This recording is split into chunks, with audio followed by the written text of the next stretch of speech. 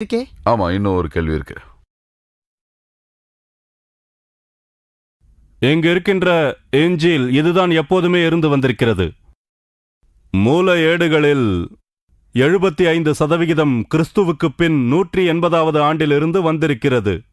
அதாவது யோவான் எழுதியதற்கு 100 ஆண்டுகளுக்குப் பிறகு. அவர் உயிரோடுதான் இருந்தார், அவரே எழுதினார். அந்த காலகட்டத்தில் வாழ்ந்தவர்கள் அதை அறிந்து வைத்திருந்தார்கள். அவர்களின் பாட்டன்மார்கள் யோவான் மூலமாகவே விசுவாசித்தார்கள். இது ஒரு அருமையான சான்று, சரியான மூலமும் கூட. பைபிள் சட்டப்படியான ஒரு வரலாறு. இப்போது கேள்வி. நீங்கள் சுட்டிக்காட்டிய அந்த சாத்தியக்கூறு, அது ஒரு பெரிய கணக்கீடு, நன்றி. ஆனால்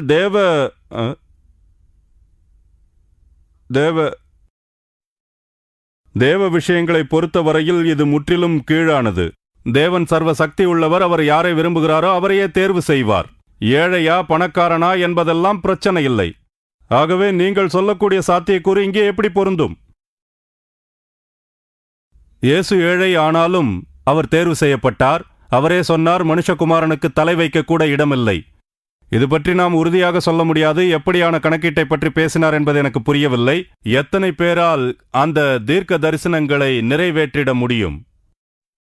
இது உங்களுக்கு உதவியாக இருக்கும் என்று நினைக்கிறேன். நன்றி. நன்றி. அடுத்து டாக்டர் நாயக், சொல்லுங்க. நீங்க சொல்லுங்க ப்ளீஸ். நவீன விஞ்ஞானத்தோடு திருக்குரான் ஆழமாக உடன்படுகிறது என்பதை நிரூபித்திட முயற்சிக்கின்ற நேரத்தில் நவீன விஞ்ஞானம் பிழையாக போனால் என்ன நடக்கும் என்பது ஒரு முக்கியமான கேள்வி. மாறிக்கொண்டே வரும் விஞ்ஞானத்தோடு குரானும் எப்போதும் மாறிக்கொண்டே இருக்குமா?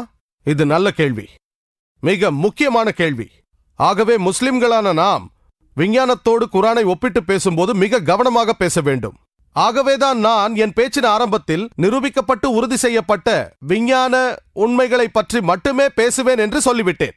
ஒரு உறுதி செய்யப்பட்ட விஞ்ஞான உண்மை, உதாரணத்திற்கு உலகம் உருண்டை என்பது, அது பிழையாக வாய்ப்பே இல்லை. நிரூபிக்கப்பட்ட விஞ்ஞான உண்மைகள் நேரெதிராக மாறாது.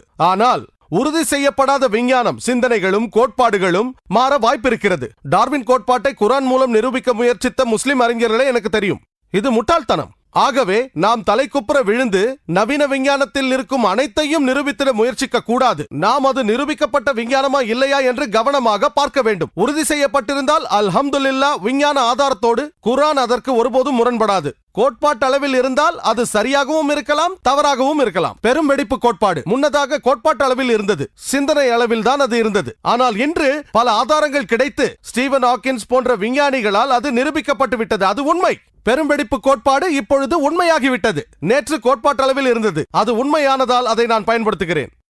ஒரு ஜோடி மரபணுவில் இருந்து மனிதர்கள் படைக்கப்பட்டார்கள், அதாவது ஆதாம் ஏவாள் என்ற ஒரு கோட்பாடு உள்ளது.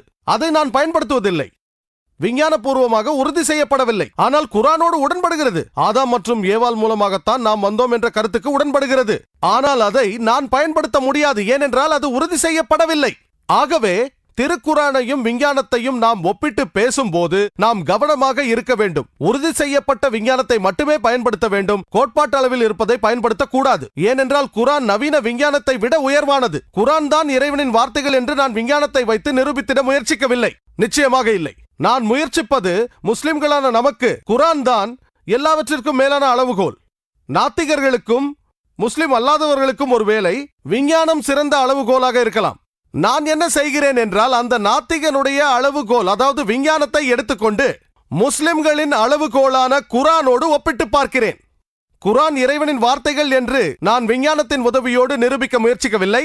நான் என்ன செய்கிறேன், ஒப்பிட்டு பார்க்கும் போது குரானின் மகத்துவத்தை நான் காட்டுகிறேன். அதாவது உங்கள் விஞ்ஞானம் நேற்று சொன்ன ஒரு விஷயத்தை குரான் 1400 ஆண்டுகளுக்கு முன்பாகவே சொல்லிவிட்டது. நான் நிரூபிக்க விரும்புவது எங்களது அளவுகோல், முஸ்லிம்களின் அளவுகோல் திருக்குரான் உங்கள் விஞ்ஞானத்தை விட மிக மிக உயர்வானது. ஆகவே நீங்கள் குரானை நம்ப வேண்டும், அதுதான் உயர்வானது. உங்கள் கேள்விக்கு இதுவே என்பது. நன்றி டாக்டர் நாயக். சொல்லுங்க டாக்டர் கேம்பல். இதுதான் கடைசி கேள்வி. இன்னும் 2 கேள்விகள் மீதம் இருக்கின்றன. தயவு செய்து அனைவரும் பொறுத்திருங்கள்.